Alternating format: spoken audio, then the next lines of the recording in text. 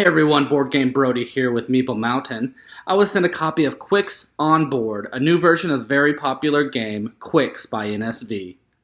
Qwixx On Board takes the original game and adds a new action that can be performed during your turn, but you should know that the other two actions are exactly the same as the original game. And if you haven't played the original, you actually should put the board back into the box and play it first using the included pad and dice, and then when understanding how the original version is played, you can add in the board, giving you a fresh third option. Each player will receive a piece of paper from the pad and a pen to write with, and a player pawn will be placed on the board of their color. There are two sides to this board, so you can randomly decide which side to use. Turns are performed in a clockwise order. When you become the active player, you will roll all 6 dice. The sum of the 2 white dice can then be used by all players. If you decide to use that sum, then you will simply mark off the number on one of your color rows. Remember, you can only fill in numbers from left to right, so no going back to numbers to the left of any places where you've marked off. You are trying to mark off as many numbers as possible.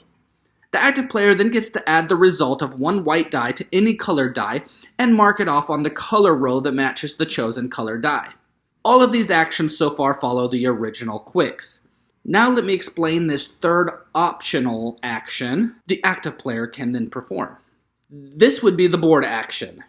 They can choose to move their player pawn 1 to 5 spaces forward on the board.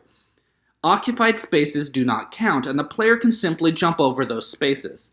Only one player pawn can occupy a space at a time, and the active player will choose how far they want to move, if at all. When moving forward, you must check the requirement to move to that spot. You will need to either use that number space you land on to mark off on your sheet, following the rules of crossing off numbers, which means no, moving back to the left of the numbers that you've already marked off, or you can move to that number on the board if you already have crossed off that said number and color. If one or the other of these 2 requirements are not accomplished, then you cannot move forward to that space. You will want to go as far forward on the board as possible because the white circled numbers below each square is the added points that you will receive at the end of the game. The player to the left will then perform their turn, and they can choose, if able and willing, to cross off any 3 numbers on their sheet in a turn. Of course, they also can choose only to cross off 1 or 2 or any combinations of those actions. When it is someone else's turn, then you will always get a chance to write in a number using the 2 white dice at the beginning of their turn. But you can also choose not to do that as well. If the active player can't or chooses not to mark any numbers off on their sheet using any of the 3 actions, then they will gain a misroll. But you most likely won't be using these much, as you will want to move forward on that board for those in-game points. The last round of the game is announced when a player reaches one of the last 5 spaces on the board, and all other players will have one last turn being the active player. Or, like the original game, if a player completes 2 rows of 2 different colors, marking at least 5 numbers in a row, lets you complete that row. Or if a player gets 4 misrolls, then the game will end as well. The points are then tallied by counting how many numbers you have crossed off in that color row. Visit the point table to see how many points you scored, and write it in the box on the bottom of your sheet that matches that color. The circle is used for how far you went on the board, and the last box is used for negative points for having misthrows. You will have -5 points for each misthrow. The player with the highest score wins the game. If you haven't played Qwixx, then you really need to pick up this roll and write game of numbers.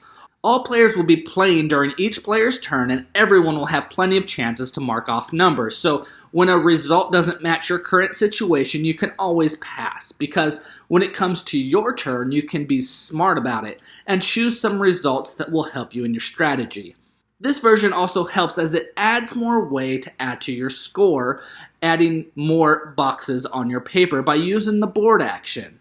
The board action doesn't really change the game, it just adds to the game, and I think the added action helps do more than just what's on the paper.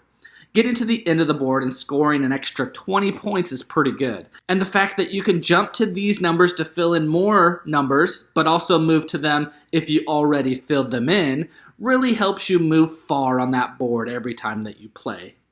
Qwixx, the board, does a really great job adding to the complexity of a simple game, and I would love to see more and more of these added elements to this game. Roll the dice and mark off numbers and move on the board in Qwixx the Board by NSV Games. Again, this is Boardgame Brody. I hope you enjoyed this video. Stick around and check out some other board game reviews to see what you might want to get to the table.